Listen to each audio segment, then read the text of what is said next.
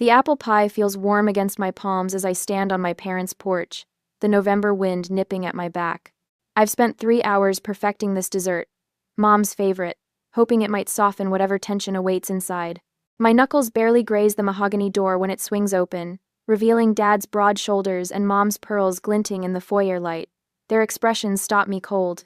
Dad's jaw is set in that familiar way that means his mind is made up. Mom won't meet my eyes. "Scottie," Dad says, his voice clipped and formal. "This isn't a good time." I blink, confused. "Not a good time? It's Thanksgiving dinner. You said 4 o'clock. You're not invited this year, Scottie." Mom finally looks at me, her eyes hard and unfamiliar. "We thought we made that clear." The pie suddenly weighs 100 pounds in my hands. "Clear? When did you?" Dad shifts his weight, blocking more of the doorway.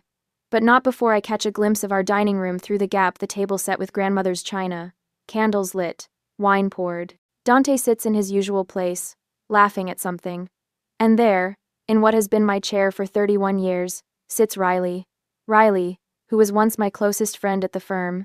Riley, who now occupies my place like she's always belonged there. Is that Riley? My voice sounds strange, thin and distant. Mom's fingers flutter nervously at her neck. She's been very supportive through this difficult time. In that moment, I realize my family has replaced me without a second thought. The world narrows to this doorway, this threshold I'm suddenly not permitted to cross. Last Tuesday flashes through my mind the afternoon I first noticed the discrepancies. I was reviewing client accounts, preparing quarterly reports, when patterns emerged that couldn't be coincidence. Transfers between accounts that made no sense. Money moving through channels designed to obscure rather than clarify. I'd taken my concerns straight to Dad's office, laptop in hand. "These transactions don't add up," I explained, turning the screen toward him. "Someone's shifting client funds through shell companies before they reach their intended investments." Dad barely glanced at the spreadsheet. "You don't understand how this business works. Leave it alone." "I understand exactly how it works. That's the problem." I pointed to the screen. "This isn't aggressive investment strategy. This is fraud." He closed my laptop with one finger. "You're overreacting. This is how we maintain our competitive edge." "By stealing from clients?" His face darkened. "Lower your voice. This discussion is over." But it wasn't over. 2 days later, I confronted him again, this time with more complete documentation. We stood in his wood-paneled office, decades of family photos watching from the walls. "Dad, these transactions are illegal. We need to report this." "Report what? Your wild accusations? You'd destroy this family over some misunderstanding?" He leaned forward, his voice dropping to that dangerous register that used to frighten me as a child. "Your loyalty should be to this family first. Always." I remembered how my hands trembled as I closed my laptop, not from fear, but from clarity. For the first time, I saw my father not as the titan of finance I'd idolized, but as a man making choices I couldn't follow. Later, Dante cornered me in the parking garage, his expensive cologne overwhelming in the confined space. "My brother, the golden child, the one who never questioned. What are you doing, Scottie?" he hissed. "Just let it go. You're jeopardizing everything we've built." "We didn't build anything on stolen money," I replied. "I built my reputation on trust." He laughed, the sound echoing off concrete pillars. "Trust? This is finance, not friendship bracelets. Do you have any idea what you're risking? Your career, your inheritance, your place in this family?" I did know. I just hadn't realized how quickly they'd make good on that threat. Now, standing on this porch with cooling pie in my hands, it all becomes real. My career at the family firm, my relationships, my financial security, all hanging in the balance. But oddly, as I stare at my father's unyielding expression, I feel something unexpected relief. Like setting down a weight I've carried too long. "Keep the pie," I say, placing it in my mother's startled hands. "Consider it my parting gift. On Monday next week, after the incident, the file folder in my hands weighs almost nothing, but the documents inside might as well be concrete blocks crushing my chest. I've spent 3 days meticulously reviewing every transaction flagged by the system, and what I've found goes beyond simple accounting errors or aggressive investment strategies. My father has been systematically defrauding clients for years. I flip to the summary page I created, tracing my finger along the timeline of transfers. The pattern is unmistakable once you know what to look for. Client funds diverted through shell companies before being rerouted to accounts that don't match their intended investments. Some money disappears entirely. The elevator doors open to the executive floor at Perez Capital Management. My hands shake so badly I have to tuck the folder under my arm. Mrs. Bellamy's retirement account depleted by 60%. The Whitman's College Fund for their twins down nearly $80,000. The Sanderson Foundation's endowment, millions siphoned off gradually over 3 years. I steady myself against the wall, my breath coming in short gasps. These aren't just numbers. They're real people, many elderly, who trusted us with their life savings. Victor's assistant avoids my eyes as I approach his office. He's expecting you, she says quietly. I push open the heavy oak door to find my father standing behind his mahogany desk, backlit by floor-to-ceiling windows, showcasing the Chicago skyline. Dante lounges in one of the executive chairs, scrolling through his phone with affected nonchalance. Uncle Martin, our family's attorney for 30 years, stands near the credenza, nervously shuffling papers. No one offers me a seat. I've reviewed the accounts, I say, dropping the folder onto Victor's desk. My voice sounds steadier than I feel. This is fraud, Dad. Systematic, deliberate fraud. Victor doesn't even glance at the folder. These are complex investment vehicles, Scottie. You've always been impatient with the details. I pulled 5 years of transaction records. I tap the folder. The pattern is clear. Client funds diverted through shell companies, then disappearing or being reinvested for the firm's benefit. It's textbook embezzlement. Martin clears his throat. Scottie, these allegations are extremely serious. You should consider the implications before. Before what? Before our clients discover we've stolen their money? Dante finally looks up from his phone. Jesus, Scottie, lower your voice. You knew. I stare at my brother, the realization dawning. You've been helping him cover it up. Victor walks around his desk, positioning himself between me and the door. We've created wealth for hundreds of families over decades. The market changes. Sometimes adjustments are necessary. Quote, adjustments? You've taken money from elderly retirees who can't afford to lose it. Every client signs risk disclosure forms, Martin interjects. Legally, we're protected. The pieces click into place. That's why you rewrote the client agreements last year. You were creating legal shields. No one denies it. Victor places a hand on my shoulder. His touch makes my skin crawl. Scottie, you're part of this family.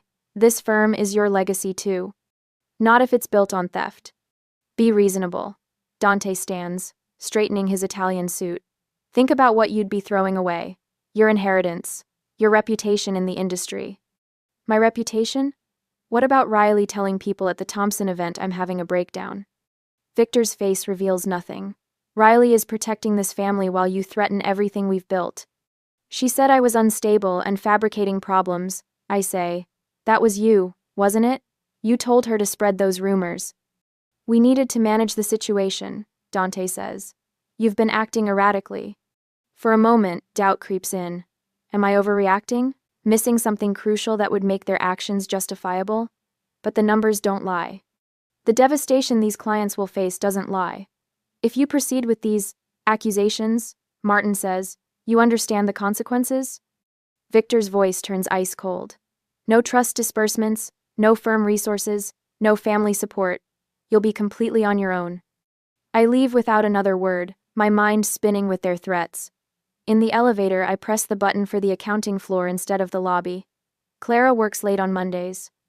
I find my cousin alone in her office, spreadsheets covering her desk. Can we talk? I ask, closing her door. She studies my face. You found something in those accounts, didn't you? I nod, afraid to speak.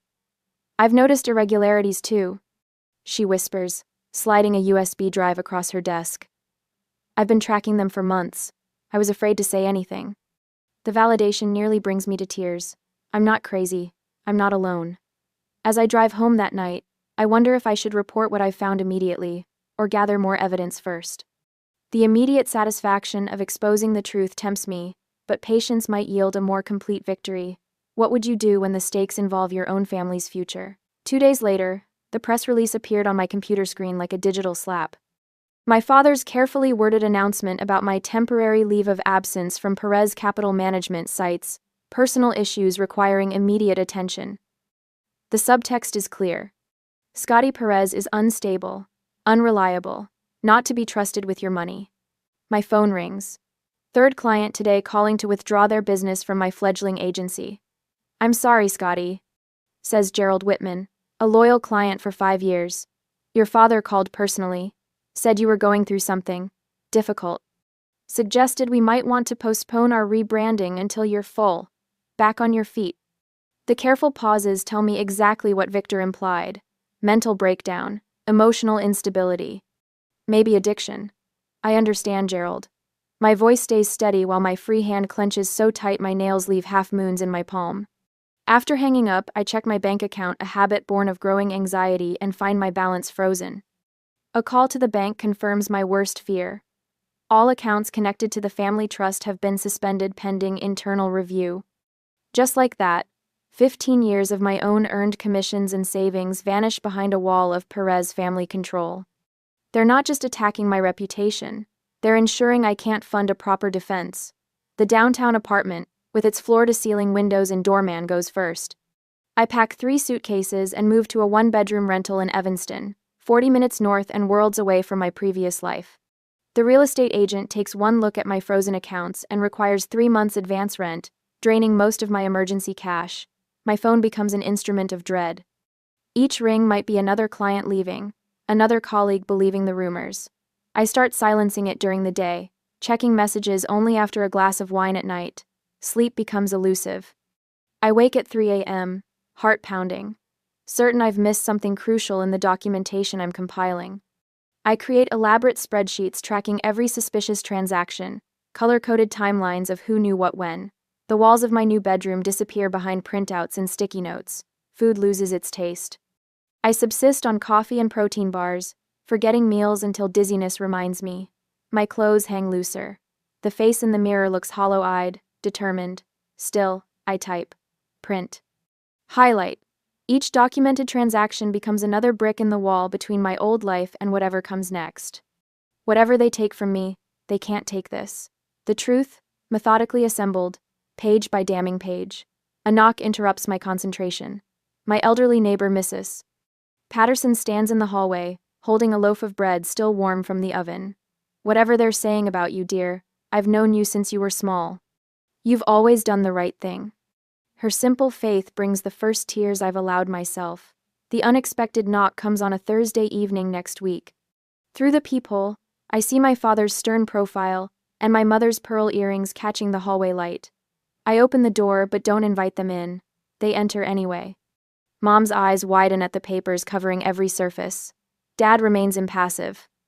This has gone far enough, Scottie, he says, surveying my cramped living room with barely concealed distaste. Mom opens her designer handbag, removes a thick document. Just sign these papers saying you were mistaken, and everything goes back to normal. Her voice carries a rehearsed lightness. Your apartment, your accounts, your position at the firm. We'll tell everyone it was all a misunderstanding. Dad steps closer. Be reasonable. This crusade of yours helps no one and hurts everyone, including yourself. He gestures at my surroundings. Is this really worth it? I look at them. Really look. Mom's carefully maintained appearance masking her discomfort. Dad's absolute certainty that I'll eventually bend to his will, just as I always have. Something shifts inside me, a tectonic plate finding its true position. Normal was the problem, I say, the words coming from somewhere deeper than thought. I can't pretend anymore. Mom's face crumples, Dad's hardens. Then you've made your choice, he says. As the door closes behind them, I realize I'm standing taller. Their approval, which I've sought my entire life, suddenly weighs nothing against the clarity of this moment. For the first time since this began, I'm absolutely certain I'm on the right side of this fight. Ethan from the SEC calls the next morning. I reviewed those preliminary documents you sent, he says, voice lowered. We need to talk. Not on the phone, not at my office. We meet at a coffee shop in Wilmette. He slides a notepad across the table. You're on to something significant, but we need more. Specific transactions, account numbers, authorization chains. Later that evening, Clara calls from her car. I'm parked 3 blocks away. My cousin whispers, Victor doesn't know I made copies of the quarterly reports he tried to alter. I'm bringing everything. With each conversation, each piece of evidence accumulating, I feel a shift. My voice grows firmer in meetings. My hands no longer shake when the phone rings. When I speak about what I've found, I no longer sound like someone seeking validation, but like someone presenting undeniable facts. The truth, it turns out, has its own gravitational pull. A week later, the SEC investigation file grows. Ethan helps me organize the evidence chronologically, building an airtight case. Clara continues feeding me internal documents, each more damning than the last. Then comes the unexpected breakthrough. Uncle Martin has been keeping his own detailed records for years, an insurance policy against the day Victor might turn on him too. His secretary reaches out, offering access to the hidden files. I'm reviewing Martin's documents when my phone lights up with a name I never expected to see again. Riley. Her message is brief. We need to talk before it's too late. For both of us. My finger hovers over the screen. 2 days later, after gathering enough documents, the conference room at the SEC feels sterile and impersonal. All glass and steel and uncomfortable chairs. It suits my purposes perfectly. I slide the last document across the polished table to Ethan Caldwell, watching his expression carefully as he reviews it. This transaction here, I say, tapping a highlighted line, shows how client funds were diverted through shell companies before reaching their supposed investments. I've organized everything meticulously, a chronological timeline spanning 5 years. Impact statements from unwitting clients, even internal memos documenting the deliberate cover-up. Ethan removes his glasses, rubbing the bridge of his nose. Miss Perez, when you first contacted us, I thought this might be a disgruntled employee situation or a family dispute. He spreads the documents before him like playing cards. But this is systematic. The scale of it is criminal, I finish for him. And it's still happening. He nods slowly, his professional demeanor cracking to reveal genuine concern. I'll need to bring in our forensic accounting team. This will trigger a formal investigation. That's what I was hoping for. I'm halfway to my car when my phone buzzes. Riley. I almost declined the call, but curiosity wins out. Can we meet? Her voice has that artificial sweetness I used to mistake for warmth. Just you and me, like old times. The Standard downtown, 1 hour? The elegant lounge of the Standard is mostly empty at this hour. Riley sits at a corner table, a tumbler of amber liquid before her, fingers drumming nervously against the glass. She looks up when I approach, her smile tight and calculated. You look terrible, she says, somehow making it sound like concern. I slide into the chair across from her. What do you want, Riley? She leans forward, lowering her voice. They're offering you $5 million to walk away. I blink, genuinely caught off guard. Excuse me? $5 million, Scottie. Tax-free, offshore account. All you have to do is sign a statement saying you misinterpreted some transactions and withdraw your allegations. My hand slips into my pocket, pressing the record button on my phone. Who's offering? Your father, of course. With Dante's full support, she sips her drink. You won the point, Scottie. You proved you have principles. Now take the win and the money. That sounds an awful lot like a bribe to obstruct a federal investigation. Riley laughs, but it doesn't reach her eyes. Don't be dramatic. It's a family settling a disagreement privately. By offering money to conceal fraud? By offering you a way out before everyone gets hurt. She pushes an envelope across the table. Names, account numbers, transfer instructions, 5 million reasons to let this go. I don't touch the envelope. You do realize you're explicitly confirming there's something criminal to cover up? Riley's smile falters. Too late, she recognizes her mistake. With the SEC now fully investigating my family's firm, I wonder if I should accept their offer to join the restructuring board. Would I be compromising my principles by trying to save what could be saved? Or would walking away completely be the cleaner break? The next morning, Clara calls. I've sent everything to Ethan, she says without preamble. Account records going back 7 years, internal memos, even Dad's private notes from board meetings. Thank you, I whisper, throat tight with unexpected emotion. That couldn't have been easy. Easier than living with lies. Martin's cooperating too. He's turning over documentation of all the legal workarounds they used. By afternoon, it's happening faster than I anticipated. Ethan confirms the SEC has frozen the firm's primary assets and launched a formal investigation. Clara's and Martin's evidence corroborates everything in my timeline, creating an airtight case. The news breaks just after market close. Financial fraud investigation rocks Chicago firm. Blares the headline on my phone. I'm still reading when another call comes through. Scottie. My father's voice sounds strange, smaller somehow, with a tremor I've never heard before. This has gone too far. Scottie. I remain silent, savoring the unfamiliar power of making him wait for my response. We need to talk, he continues, desperation leaking into his tone. As a family. At the house. About what? How to avoid prison. A heavy pause stretches between us. Please, he says finally. The word sounds foreign in his mouth. Tomorrow night, 7 o'clock. As I end the call, I realize my hands aren't trembling anymore. For the first time since this began, the weight on my shoulders feels less like a burden and more like strength. The next day at my parents' house, the leather chair in my parents' living room feels cool against my palms as I perch on its edge. Through floor-to-ceiling windows, Chicago's skyline glitters against the evening sky, a view I once found comforting. Now it feels like a kingdom built on quicksand. Father stands by the fireplace, his posture lacking its usual rigid confidence. Mother paces behind the sofa, her diamond bracelet catching the light with each nervous gesture. Dante sits opposite me, legs crossed, fingers steepled under his chin. We've prepared a statement. Father slides a folder across the coffee table.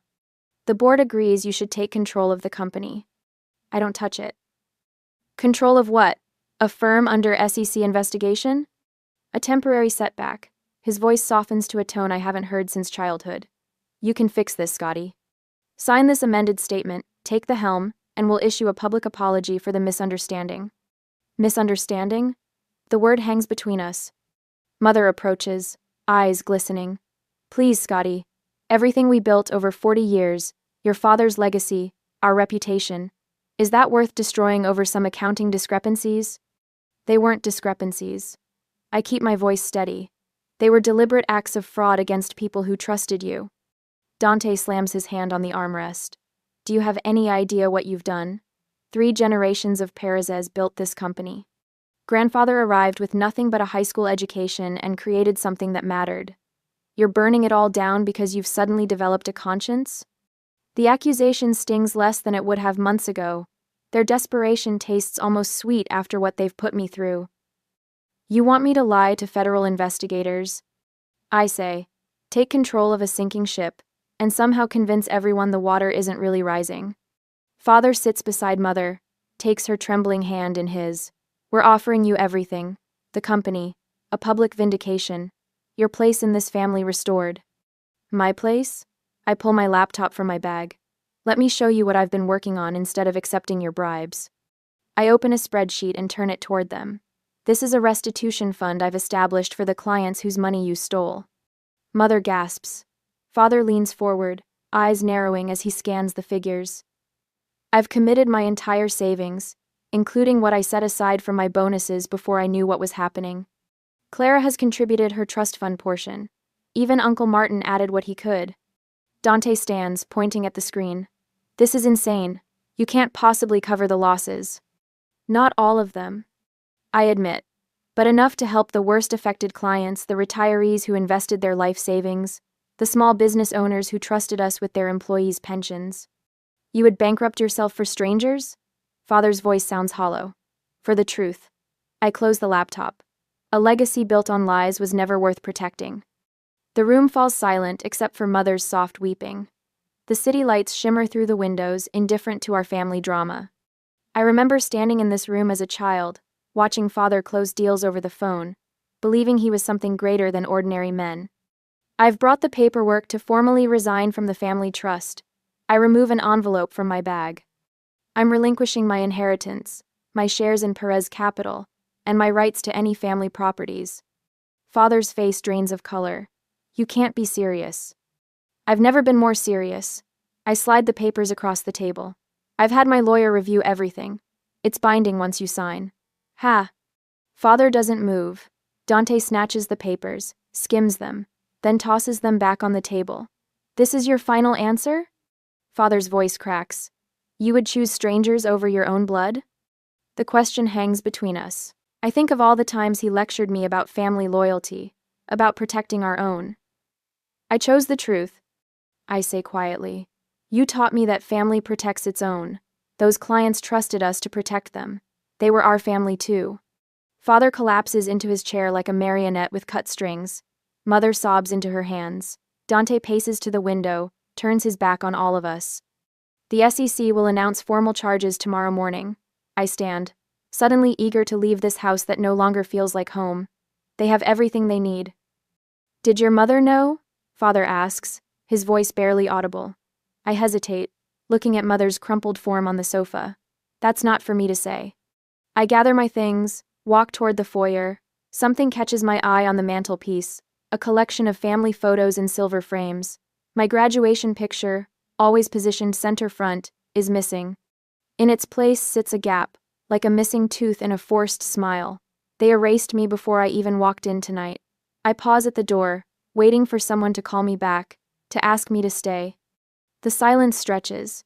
I step outside, pulling the door closed behind me with a soft click that sounds like freedom. 1 year later, my Evanston townhouse smells of fresh paint and possibility. The morning sun streams through uncurtained windows, casting golden rectangles across the hardwood floor where I've spread client files. 6 months since the SEC investigation concluded, and my new financial advisory practice already has 37 clients, not the billion-dollar portfolios Dad and Dante managed, but honest people with modest savings who deserve protection. I sip coffee from my chipped Northwestern mug while reviewing Mrs. Henderson's retirement plan. She taught 3rd grade for 40 years and trusted me with her future after reading the Financial Times profile calling me the reformer changing industry standards. The article sits framed not on my desk but in my kitchen, where I'll see it during doubtful moments. Bigger isn't better, I tell my reflection in the window. Honest is better. My phone buzzes with a text from Clara. Don't forget cranberries. Everyone arrives at 4. I smile. 1 year since I stood on my parents' porch with that pie. 1 year of rebuilding. The kitchen counter overflows with Thanksgiving preparations. Turkey roasting, potatoes waiting to be mashed, green bean casserole bubbling. No family china here, just mismatched plates I've collected from secondhand shops, perfect in their imperfection. By 4, my dining room hums with conversation. Clara arranges flowers while Martin carves the turkey. Ethan from the SEC discusses retirement with Mrs. Henderson, whom I invited because no one should spend holidays alone. Former colleagues who stood by me when rumors flew fill the remaining seats. I clink my glass for attention, surprised by my steady hand.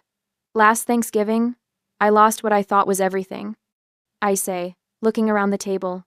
Today I realize I've gained what matters most. To second chances, and the courage to take them.